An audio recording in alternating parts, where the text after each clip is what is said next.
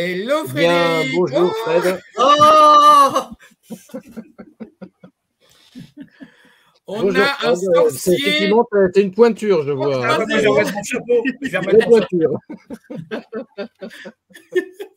Ça devient grave, ça devient grave. Il est temps que ça finisse. On est à Halloween, il faut en profiter. Merde. Mais ouais, faut en profiter. On peut pas faire ça tous les jours quand même. On est d'accord. Qui a eu l'idée de faire un marathon de live, hein, je me demande. Ben, on ne sait pas, mais on ne va pas le prendre avec nous, hein, celui qui a eu l'idée. Non, On non. aussi. Alors merci Fred d'être avec nous. Sérieusement quand même. Il faudrait d'abord que Frédéric. Pour te présenter rapidement, Fred, est-ce que tu peux nous oui. raconter un petit peu ce que tu fais? Et puis après, on passera sur le sujet qui nous occupe ce soir, qui est le marketing. Et je crois que toi, tu es un, comment on appelle ça, un pirate du marketing.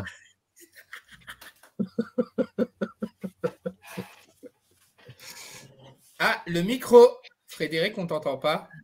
Alors, hello Houston, we got the problem. On n'entend toujours pas. Alors attends, bah là autre chose. Ça c'est les aléas du direct. Les aléas du direct, messieurs, dames. Et ouais, c'est comme ça. Ouais, change de micro, ouais. Ah, attends. Ah là, c'est bon. C'est bon, la magie a opéré, tu vois, tu es un magicien, Fred. Ouais. Donc, c'est très simple. Hein. On se connaît avec Christophe et vous aussi vers l'intermédiaire des réseaux sociaux. Et donc, ça fait 20 ans que je bosse sur le web. Et en fait, j'ai écrit plusieurs bouquins. Donc, un bouquin sur le gros hacking. Donc, comment on va pouvoir pirater le web. Et donc, c'est pour ça, en fait, que je vous ai préparé. Oui, exactement. Voilà. Là, c'est la V2 et la V3 est sortie hier. Nouvelle version. Ah, mais je vais l'acheter. Alors, ouais. Je te l'enverrai avec grand plaisir. Donc Merci. la V3 est sortie pas plus tard que hier. Et justement, dans cette V3, j'ai sorti en fait une petite formation bonus avec 25 hacks. Et là, je vous en ai réservé 5 à utiliser sans modération pour essayer de booster votre activité sur le web, tout simplement. Alors bien sûr, ça sera un petit peu des fois la limite de la légalité, mais je te rassure, vous n'allez pas vous mettre dans la totale illégalité. Alors, juste pour information, Frédéric vous a préparé un petit cadeau à la fin, on en parlera avec une promo. Donc, si jamais vous êtes intéressé, on pourra éventuellement aussi en discuter par rapport à cette offre-là. Ouais. Merci Christophe, c'est super sympa de projeter. Alors là, tout simplement, quand on a fait la préparation de l'émission, moi j'ai dit, mais comment on peut être super concret et mettre des choses en place qui vont être simples à mettre en place pour vous, pour n'importe qui, et que ça rapporte un maximum d'impact. Et donc, j'ai sélectionné 5 des 25 hacks. Alors, en fait, le gros hacking, sur la slide 3, j'explique un petit peu ce que c'est. Le gros hacking, c'est avant tout une méthode qui va permettre tout simplement d'aller faire croître son activité avec l'optimisation de son parcours client et de son cycle de vente pour savoir où agir en priorité. Et après, ça, c'est la méthode globale. Après, il y a aussi le hacking qui est toutes ces petites astuces. On va détourner le système, on va automatiser un peu les choses. Et ça, en fait, ça va permettre d'avoir des coups de propulseur, des coups de booster tout d'un coup. Et après, bien sûr, il y a un petit peu tout ce qui est durabilité et efficience, puisqu'en fait, dans un monde limité, il nous faut forcément aussi penser à être un peu plus éco-responsable. Donc, le growth hacking, là, c'est ça. C'est un principe et des hacks. Mais les hacks, en fait, je pense que c'est ce qui vous intéresse le plus, c'est comment on va pouvoir mettre en place des actions qui vont générer plus de prospects ou améliorer la conversion de manière simple. Donc, le premier hack que je vous ai réservé, puisque là, on a juste 10 minutes, c'est assez simple. Le premier hack, c'est exploiter à 110% LinkedIn. C'est vrai que vous avez eu plusieurs conférences aujourd'hui, on a parlé de tout ce qui est les réseaux sociaux, création de contenu, etc. Moi, en fait, ma philosophie, c'est que c'est bien de faire de la création de contenu parce que ça permet de rester en mémoire, ça permet tout simplement de devenir un expert aux yeux de pas mal de gens. Mais en fait, ce qui manque un petit peu parfois, c'est comment je vais exploiter mon réseau. Et moi, ce que je conseille de faire, c'est d'aller envoyer des direct messages à ses contacts. Pourquoi? Parce que quand vous faites une publication, vous vous en rendez compte, si vous avez, allez, 30, 40, 50 likes, c'est super. Quand vous arrivez à 200, 300, c'est la fête. Mais malheureusement, si vous avez 1000, 2000, 3000, 4000 ou 30 000 contacts pour moi, comme moi, en fait, les gens ne le voient pas. Donc, l'objectif, c'est d'envoyer un direct message ciblé à une sélection de personnes. Et pour cela, j'utilise 2 outils, soit Wallaxy, soit LinkedIn Helper. En fait, le principe, il est extrêmement simple. On va sélectionner dans sa base de contacts les gens qui sont les plus pertinents. Par exemple, là, tu vois, dans un mois pile poil, même dans 3 semaines pile poil, j'anime en fait une journée de webinaire un petit peu comme la vôtre, mais dédiée aux responsables relations clients et expérience client. Qu'est-ce que je fais?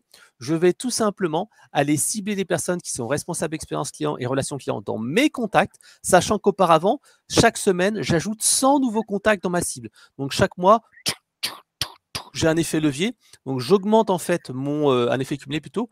J'augmente en fait le nombre de mes contacts et régulièrement, quand j'ai une actualité, moi j'aime bien faire des webinaires ou des sommets comme vous le faites, je les invite. Je segmente les bonnes personnes. Je peux envoyer jusqu'à 100 messages par jour. Et ensuite, tout simplement, voilà, je les invite soit à venir. Alors, les commerciaux qui sont chez nous sont un petit peu plus bourrins et ils disent, voilà, moi, j'envoie un message par mois pour essayer d'activer les choses. Moi, je suis plutôt dans un truc un petit peu soft. Ce qui est intéressant avec ce genre d'outil, c'est que tu peux aussi animer les comptes de tes commerciaux si tu en as ou tes collègues.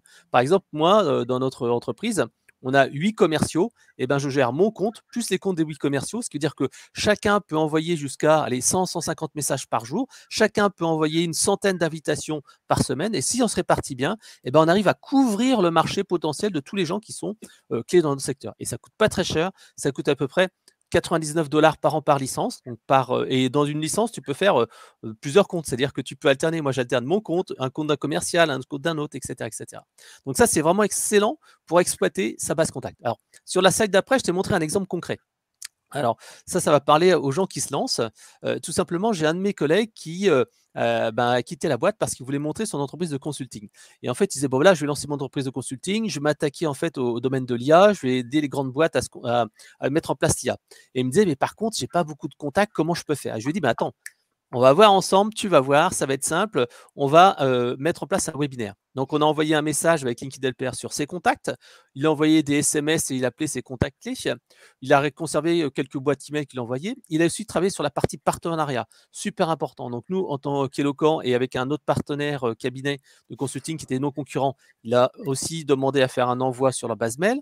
Il a fait intervenir un de ses contacts, une connaissance personnelle d'Engie, qui est vraiment une belle référence.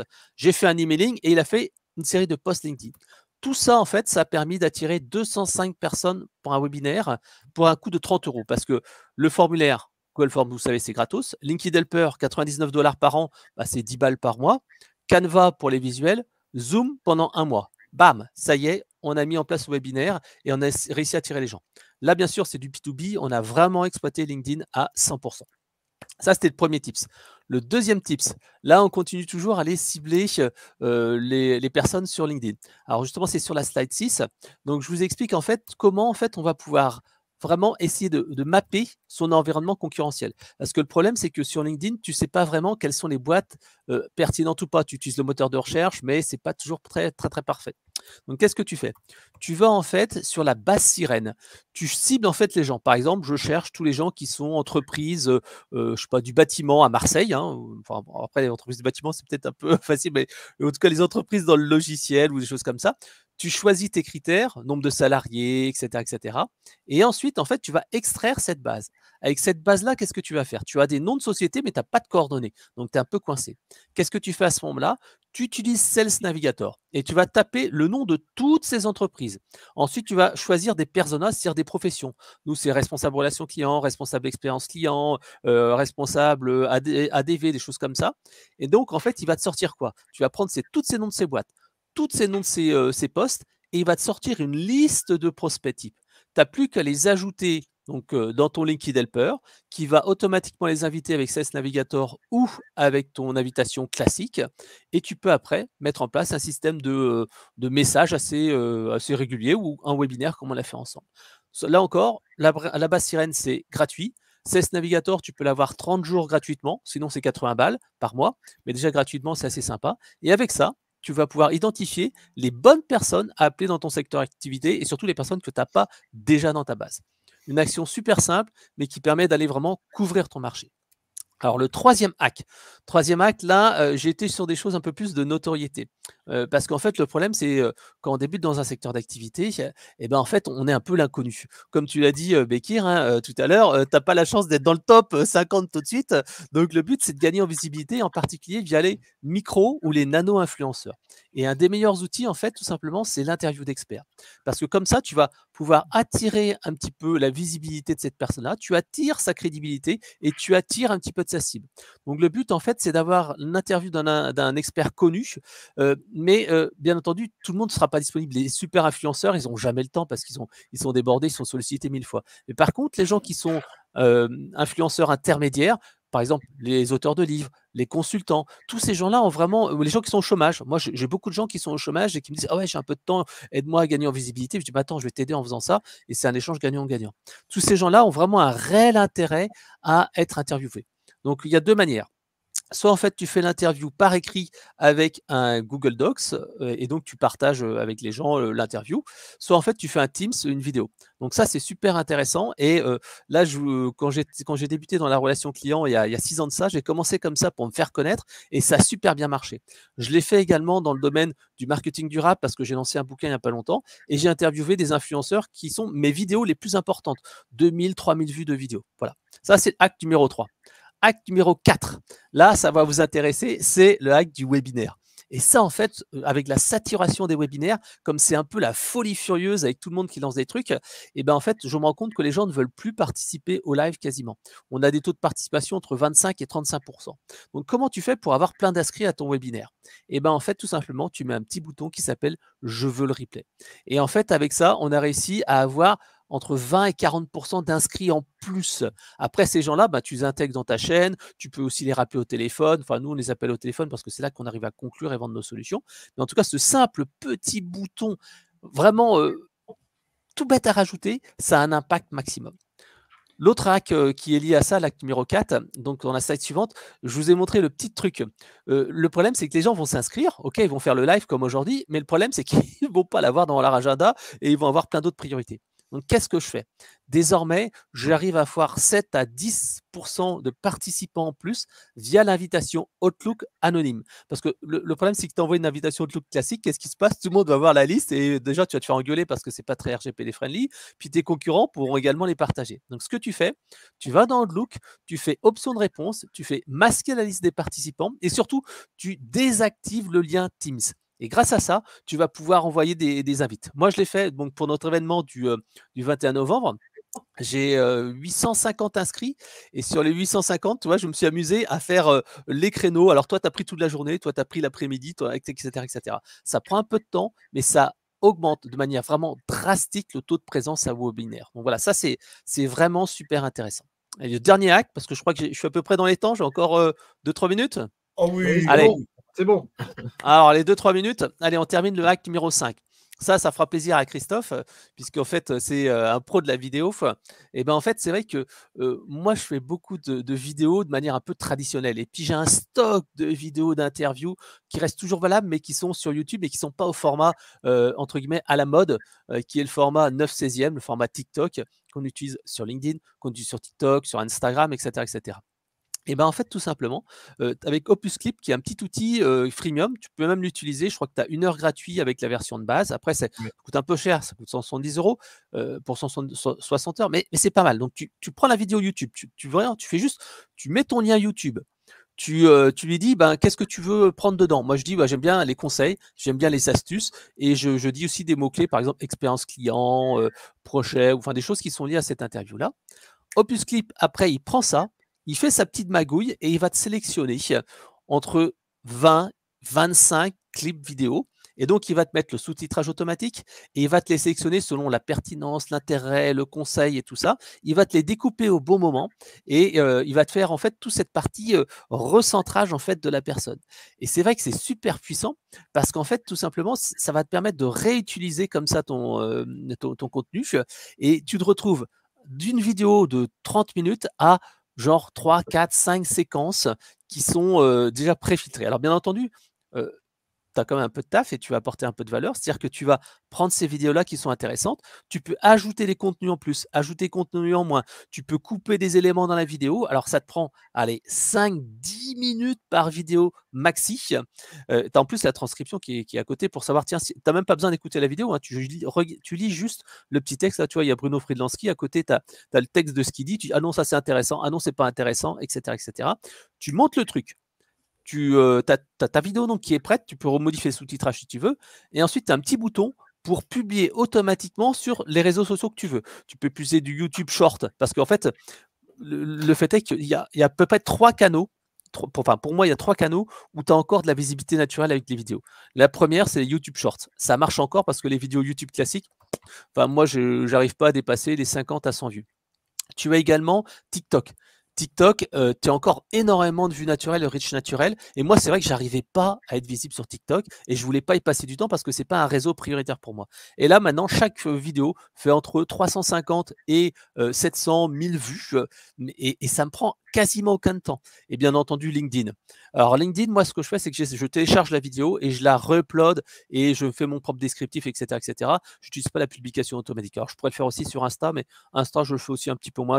Instagram, c'est pas trop mon réseau. J'arrive pas à cartonner sur celui-là. Mais en tout cas, si vous voulez avoir plus de vues sur TikTok et YouTube Short et LinkedIn, alors là, c'est que du bonheur. Voilà. Alors, en conclusion, c'est simple. Le gros hacking, c'est une méthode, mais c'est surtout des astuces. Testez ces quelques idées, vérifiez que ça fonctionne chez vous, puis après, concentrez-vous sur vos offres et vos clients et optimisez vos cycles de vente. C'est ça qui est le plus important. Voilà. Alors, est-ce que j'ai tenu votre timing de 10 minutes? Ah, bah, tu as même encore un peu de temps, dis donc. Ah, bah, est-ce qu'il y a des questions auxquelles je pourrais répondre? Non, il n'y a pas de questions là qui apparaissent là tout de suite. Les gens doivent être scotchés devant leur écran. Ils sont subjugués par tout ce que tu viens de dire. Tu l'avais appris. De toute façon, j'ai mis le lien. Tu peux mettre le lien vers le PowerPoint si tu le souhaites. Il n'y a pas de souci. Ok, ça marche. Et donc là, vous pourrez regarder ça à tête reposée. Voilà, le but, c'est de se dire que le gros hacking, c'est vraiment tester de nouvelles choses. Et allez, je t'en mets un bonus si tu veux pour la route. Allez, vas-y, et ça, mets c'est un un bonus. bonus. Volontiers. Allez, le bonus pour la route, c'est Google Notebook LM. Est-ce que tu as déjà entendu parler de ce truc-là? Non. Alors, alors, je vais le mettre dans le chat. Google Notebook LM, en fait, ça te permet, c'est une offre gratuite pour l'instant de Google. C'est un outil en fait qui te permet de prendre un PDF, alors n'importe quoi. Par exemple, tiens Christophe, ton bouquin sur le copywriting et la persuasion. Tiens, je vous le mets ici dans le chat privé là. Donc, vous pouvez mettre n'importe quel PDF. Et qu'est-ce qu'il va faire? Le Notebook LM va te permettre, bien sûr, comme ChatGPT, etc., de poser des questions, mais il va que chercher dans ce document-là. Donc, il va chercher que des trucs. Par exemple, tu as un PDF, un livre blanc, tu veux dire, tiens, est-ce que c'est intéressant ou pas? Mais ça, on dirait, ça n'a pas trop d'intérêt. Ce qui a de l'intérêt, c'est que tu peux faire un petit truc, tu fais générer le podcast. Et à ce moment-là, en fait, ça va te générer un podcast de 10 à 20 minutes sur le contenu. Et c'est comme s'il y avait plusieurs personnes qui discutaient. Et c'est carrément dingue parce que c'est vraiment contextuel à ton texte. C'est vraiment avec de la valeur. Et en plus, il y a juste un petit truc à faire. Il y a un petit paramétrage. Si tu veux l'avoir en français, tu tapes dans le paramétrage du notebook, tu dis both hosts can speak in French. Et tu précises not Canadian accent, parce qu'autrement, ils vont te faire un accent canadien. Mais c'est assez impressionnant. Et tu vois, je l'ai fait avec un de nos livres blancs il n'y a pas très longtemps. Je l'ai fait également avec mon bouquin à moi. Je viens de le faire en fait avec un rapport. En fait, j'ai téléchargé une étude sur les différents profils de consommateurs face à la déconsommation. Et en fait, ce bouquin, cette étude, il y a plein de graphiques, plein de chiffres, etc. Ça doit faire 15-20 pages. Et là, il m'a fait, de manière complètement dingue, il m'a fait en fait un résumé avec des gens qui discutent entre eux, qui se posent des questions. Et c'est fou, quoi. Et ça, je te mets le lien du podcast là si tu veux l'écouter.